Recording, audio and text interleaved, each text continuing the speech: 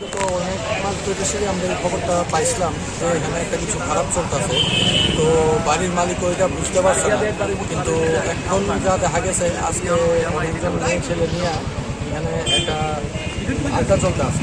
আমরা এই অনুযায়ী ক্লাবের তারা উদ্যোগ নিয়ে এখানে আমাদের এলাকাবাসী যারা আছে তারা সহ আমরা এখানে একটা অভিযান চালাইছি এবং দেখা গেছে কয়েকটা মেয়ে এবং দুটা ছেলে পাওয়া গেছে এবং প্রায় 10 জনের মতো মেয়ে হইত।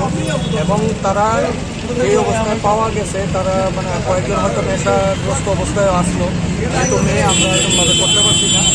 তো আমরা সাহায্য নিয়েছি এবং তারা স্বীকৃতি দিচ্ছে যে তারা এর আগে এরকমভাবে ধরা হয়েছে তারা।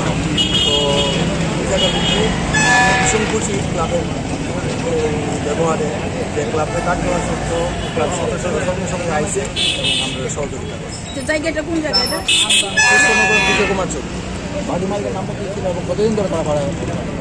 তারা 6 থেকে 7 মাস হইতো ভাড়া থাকতো আগে ওইদিকে, এখন মতো 2-2.5 মাস হইতো এখানে আসে। তো বাড়ির মালিক জানতো না, আমরাও প্রথম বুঝতে পারছি না। পরে যখন আমরা সন্দেহ হয়েছি আমরা বাড়ির মালিককে বুঝছি, হওয়ার পরে বাড়ির মালিক ওয়ার্নিং দিছে। ওয়ার্নিং দেওয়ার পরে তারা তারপরেও মুক্তাসি করতেছে।